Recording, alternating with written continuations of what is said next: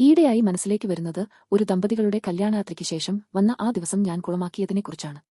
അവർക്ക് 2-3 ദിവസത്തേക്ക് ഞങ്ങളുടെ ഹോട്ടലിൽ ബുക്കിംഗ് ഉണ്ടായിരുന്നു. കല്യാണം കഴിഞ്ഞാണ് വരുന്നത് എന്ന് ഞങ്ങൾക്കറിയാമായിരുന്നു. ആദ്യത്തെ ദിവസം അവരെ കണ്ടില്ല. പിറ്റേന്ന് രാവിലെ വിളിച്ചപ്പോൾ അവർക്ക് വരാൻ വൈകും എന്നും മുറി റെഡിയായിരിക്കും എന്നും പറഞ്ഞു. ബുക്കിംഗ് റദ്ദാക്കാത്തിന്റെ ഫീസ് ഉണ്ട് എന്നും അവരെ അറിയിച്ചിരുന്നു. അങ്ങനെ ആ പുതിയ ദമ്പതികൾ എത്തി. മുതിർന്ന ഒരു ജീവനക്കാരനാണ് അവരെ സ്വീകരിച്ചത്. നിർഭാഗ്യവശാൽ അവരുടെ കയ്യിൽ തിരിച്ചറിയൽ കാർഡോ ക്രെഡിറ്റ് കാർഡോ ഉണ്ടായിരുന്നില്ല. ചെക്ക് ഇൻ ചെയ്യണമെങ്കിൽ ഇവ രണ്ടും നിർബന്ധമാണ് എന്ന് ജീവനക്കാരൻ അവരെ പറഞ്ഞു മനസ്സിലാക്കി. അവർ നിർബന്ധം പിടിച്ചപ്പോൾ ഞാൻ ഇടപെട്ടു. വിവാഹത്തിന് അഭിനന്ദനം അറിയിച്ച ശേഷം സുരക്ഷ ഉറപ്പാക്കാൻ ഈ നിയമം പാലിച്ചേ മതിയാവൂ എന്ന് വീണ്ടും പറഞ്ഞു. അദ്ദേഹം ശാന്തനായിരുന്നു, കാര്യങ്ങൾ മനസ്സിലാക്കി. പക്ഷേ അവർക്ക് ഒട്ടും അംഗീകരിക്കാൻ കഴിഞ്ഞില്ല. തലേന്നാണ് വിവാഹം കഴിഞ്ഞതെന്നും വീടെല്ലാം അലങ്കോലമായി കിടക്കുകയാണെന്നും അതുകൊണ്ട് പഴ്സ് എവിടെ വെച്ചെന്ന് ഓർമ്മയില്ലെന്നും അവർ പറഞ്ഞു. ഞാൻ ഒരു സഹായം ചെയ്യാൻ തയ്യാറായി. ഫോണിൽ അവരുടെ ഐഡിയുടെ കോപ്പി കണ്ടാൽ മതി എന്ന് സമ്മതിച്ചു. പക്ഷേ ക്രെഡിറ്റ് കാർഡിന്റെ കാര്യത്തിൽ വിട്ടുവീഴ്ച ചെയ്തില്ല.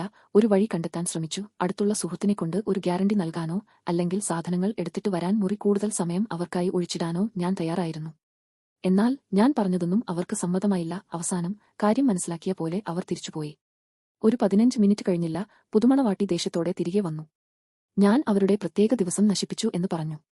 ഗ്യാരണ്ടി കൊടുക്കാൻ പറ്റാത്തത് തങ്ങളുടെ തെറ്റാണെന്ന് സമ്മതിച്ചു. എങ്കിലും ഒരു ആഡംബര ഹോട്ടൽ എന്ന നിലയിൽ അവരെ അനുവദിക്കാത്തത് ശരിയായില്ല എന്ന് പരാതി പറഞ്ഞു. അവർ വരാതിരുന്നാൽ ഉപയോഗിക്കുന്ന അവരുടെ ഫയലിലുള്ള ക്രെഡിറ്റ് കാർഡ് ഉപയോഗിക്കാൻ അനുവദിക്കണം എന്ന് ആവശ്യപ്പെട്ടു. ഞാൻ അനുവദിച്ചില്ല. ബാങ്ക് തുറക്കുമ്പോൾ പണം ട്രാൻസ്ഫർ ചെയ്യാമെന്നും അതുവരെ മുറി അനുവദിക്കണം എന്നും പറഞ്ഞു. അതും നിരസിക്കപ്പെട്ടു. ദേഷ്യത്തോടെ അവർ പോവുകയും പരാതി അയക്കുമെന്നും എന്റെ പേര് കുറിച്ചെടുക്കുകയും ചെയ്തു. അവർക്ക് നഷ്ടപ്പെട്ട തിരിച്ചു കിട്ടാത്ത ആ പ്രത്യേക രാത്രി ഞാൻ തകർത്തു എന്നും ആവർത്തിച്ചു പറഞ്ഞു. ഏതാനും ആഴ്ചകൾക്ക് ശേഷം അവർ എന്റെ പേര് പറഞ്ഞ് ഹോട്ടലിന്റെ സെയോക്ക് ഒരു നീണ്ട ഇമെയിൽ അയച്ചു. സ്വന്തം തെറ്റ് അവർ അതിലും സമ്മതിച്ചിരുന്നു.